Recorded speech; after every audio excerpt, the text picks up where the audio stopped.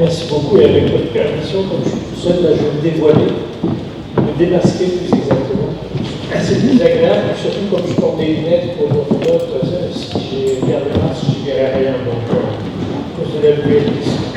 Donc, je voulais tout d'abord vous remercier chaleureusement pour votre invitation à participer à cet échange autour du tourisme qui a effectivement constitué l'essentiel de mon activité professionnelle.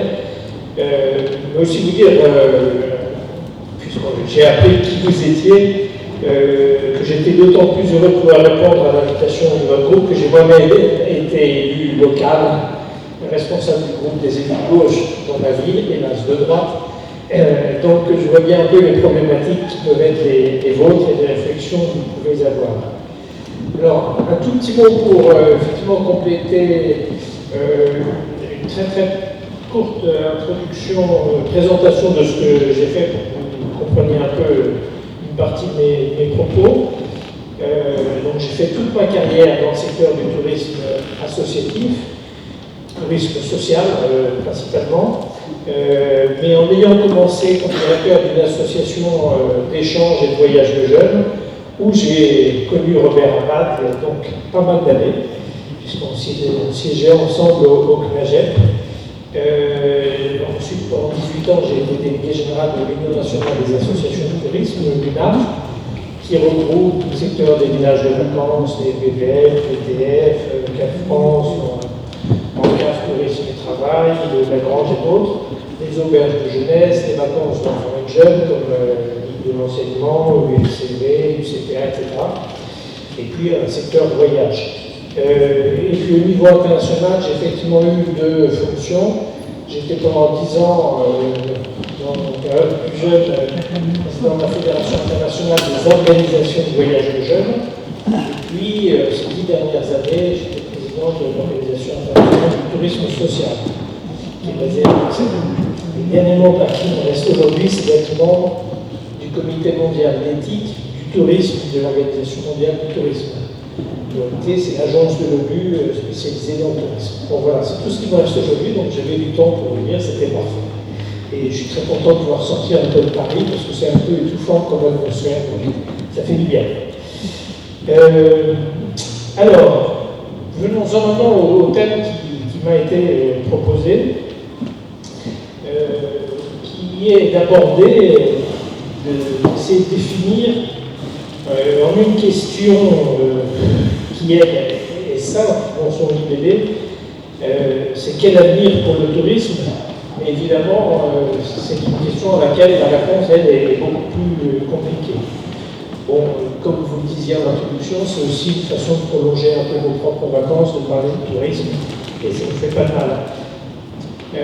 Alors, la crise du Covid, ou de la Covid, puisqu'il faut dire comme ça apparemment, à laquelle l'ensemble de la planète est confronté depuis le début de cette année, bouleverse en effet, comme vous le savez tous, nos modes de vie et toutes nos certitudes, et notamment dans le secteur des loisirs et du tourisme.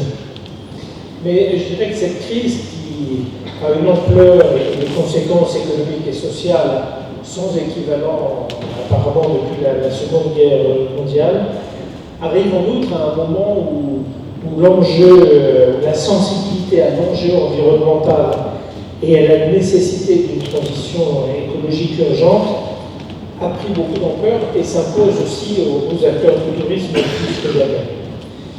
Mais avant de voir l'avenir, rappelons-nous un peu où nous en étions en 2019.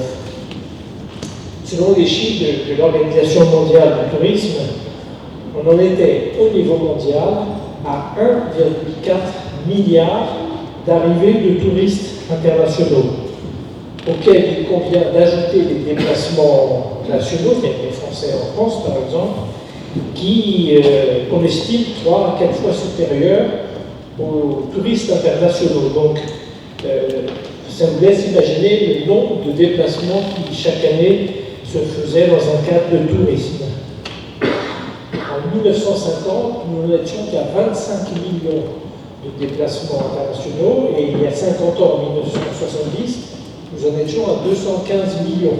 Donc aujourd'hui, 1,4 milliard. Vous voyez la progression qu'il y a eu en 50 ans. À l'échelle mondiale, toujours, ce secteur représente 10% du PIB de la planète et emploie environ 313 millions de personnes. Donc c'est dire quand même l'importance de ce secteur d'activité. Pour ce qui concerne la France, nous avions reçu en 2018, qui est la dernière année pour laquelle on a des statistiques vérifiables et complètes, nous avions reçu 89 millions de touristes internationaux, ce qui faisait de la France la première destination en nombre de personnes. Ça représentait 7,4% de notre PIB et 2 millions d'emplois directs ou indirects. Et 56 milliards d'euros de recettes, qui était le troisième pays le plus important en recettes. Pour ce qui est de la région Occitanie, il y avait eu une totalisation de 15,9 milliards d'euros de consommation touristique, soit 10% du PIB régional, qui plaçait l'Occitanie au 4e rang des régions françaises. Et il y avait eu 186 millions de nuitées touristiques, avec 1 million de lits touristiques sur toute la région et près de 100 000 emplois touristiques. Bon, ces quelques chiffres des plus globaux aux plus régionaux suffisent évidemment à dire l'importance que revêt aujourd'hui le secteur du tourisme en termes économiques, en termes d'emploi, ou qu'il revêtait avant la pandémie.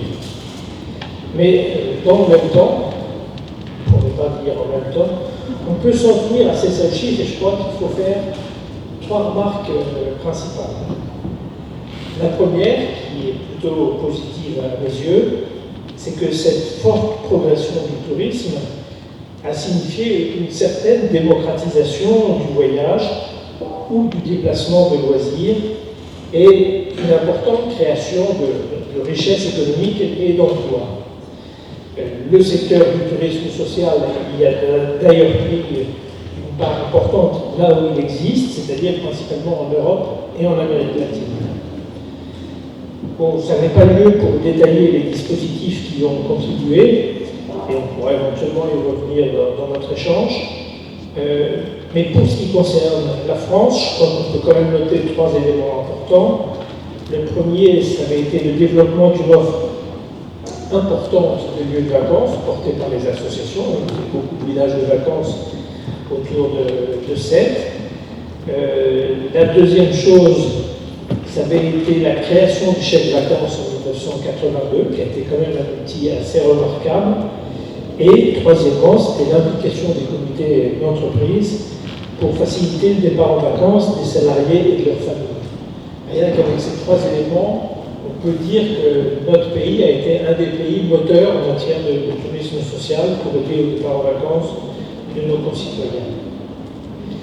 On ne peut pas non plus nier que le développement des transports low cost a joué un rôle important, même si cela pose d'autres questions sur lesquelles je vais revenir après.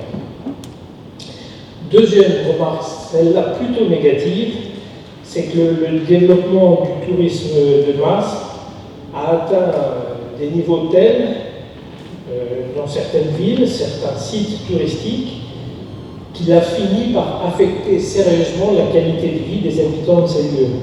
C'est ce qu'on a appelé surtourisme, surfréquentation en français ou overtourism en anglais. Et je dirais qu'il n'y a que 5-6 ans qu'on a vu émerger des phénomènes de rejet du tourisme, ou d'excès de touristes en tout cas par les habitants de certaines villes. Ça a commencé en Espagne, en fait, à Barcelone. Il y avait même des slogans sur les murs touristes rentrez chez vous. Où il y avait aussi le cas de Saint-Sébastien, où les 6000 habitants de la vieille ville, qui s'étaient groupés en association, s'étaient plaints de voir le nombre de bars à tapas passer en 10 ans de 1 pour 176 habitants à 1 pour 29 habitants. Donc vous pouvez imaginer l'impact en termes de bruit ou de coût de l'habitat pour les habitants de la vieille ville. Mais le problème majeur a donc bien concerné l'impact négatif sur le coût de l'habitat. Entre autres avec le développement de réseaux comme Airbnb, même s'il faut rappeler qu'au début Airbnb, je vous rappelle, ça voulait dire Air Bed and Breakfast, c'est-à-dire matelas gonflable au petit déjeuner, notamment, qui avait été imaginé par deux jeunes designers de San Francisco qui organisaient un grand congrès sur le design et pour lequel ils avaient constaté que tous les hôtels étaient pleins et donc qu'il fallait trouver des solutions d'hébergement. Donc, tout le monde sait ce qu'il advint ensuite de son succès, même si le concept est loin d'être stupide, ça a fini par avoir un impact important sur le logement pour les populations permanentes dans de nombreuses villes, Berlin, Amsterdam, Barcelone, New York, Paris, qui ont fini par s'en saisir sérieusement. Et je n'oublie pas non plus le problème que ça posait d'une certaine inégalité de charges par rapport aux autres professionnels de l'hébergement, qui n'a pas toujours été réglé rapidement ou réglé du coup. La troisième remarque importante que je veux aussi faire, qui est plutôt négative aussi, elle est d'ordre environnemental. Puisque, évidemment, le développement du tourisme n'a pas été sans conséquences, parfois très sérieuses, sur l'environnement. Deux illustrations connues de tout le monde, c'est la consommation et l'inclusion de bateaux de croisière de plus en plus gigantesques dans des lieux qui n'ont pas du tout été faits pour ça, Venise et Dubrovnik étant les deux lieux les plus célèbres à cet égard. Et je crois que dans la région aussi, le problème se pose. Et seconde illustration, c'est l'accroissement du transport aérien qui a abouti, bien que chaque avion pollue aujourd'hui beaucoup moins qu'il y a 30 ans, pris individuellement, l'ensemble a contribué à augmenter les émissions des gaz à effet de serre, qui sont d'un peu plus de 3% des émissions mondiales aujourd'hui, même si ce n'est pas le seul secteur qui en est responsable, puisque vous savez sans doute que le numérique avec 4 milliards d'utilisateurs et 34 milliards d'appareils connectés produit, lui, 4% des gaz à effet de serre. Donc on parle beaucoup de l'aviation, mais ce n'est pas le seul secteur auquel il faudra peut-être s'intéresser. Bon, mais tout ça, c'était avant le virus. Avant que ce sale petit virus ne se répande à travers le monde et oblige la plupart de nos pays à se confiner totalement ou partiellement et stoppant quasiment totalement le transport aérien, l'activité touristique au printemps et encore très largement à la date d'aujourd'hui, puisque un peu partout il y a un certain rebond d'épidémie. IATA, qui est l'Association internationale des compagnies aériennes, estime que la baisse du nombre de passagers des compagnies aériennes pour l'année pourrait atteindre 65%, donc les 2 tiers en moins par rapport à 2019, et que la perte de recettes, dans le meilleur des cas, atteindrait 250 milliards de dollars. Du côté de l'hôtellerie, de la restauration, des festivals, des activités culturelles ou sportives, les constats sont évidemment tout aussi dramatiques. Et l'Organisation mondiale du tourisme, de son côté, vient d'indiquer qu'il y a eu 65% de touristes internationaux en moins au premier semestre par rapport à l'année dernière. Alors, pour ce qui concerne notre secteur du tourisme social, les choses ne sont guère plus brillantes. Et on a appris ces derniers jours, je l'avoue, avec pas mal d'incompréhension et d'interrogation, qu'en Espagne, le programme de vacances pour les seniors, qui est le programme le plus emblématique du secteur social au niveau européen, qui avait été créé sous le gouvernement de Felipe González il y a une trentaine d'années, avec un indéniable succès, puisque c'est 1 million de personnes qui en bénéficient chaque année. Donc ce programme a été suspendu par le gouvernement espagnol actuel et très précisément par Pablo Iglesias, qui nous paraît un peu étonnant, puisque c'est le ministre chargé des affaires sociales. La raison invoquée, c'est protéger les seniors. Donc c'est vrai qu'on pourrait aussi parler des heures jusqu'où il faut protéger les seniors. Est-ce qu'ils ont tous d'être protégés plutôt que de perdre qu'elles bénéficient de toutes leurs activités, c'est aussi une autre question importante. Néanmoins, pour ce qui concerne la France, le bilan estival a plutôt été assez bon, à l'exception de grandes métropoles. On parle évidemment, mais j'ai vu aussi que Montpellier et Toulouse, par ici, ça n'avait pas été terrible comme été.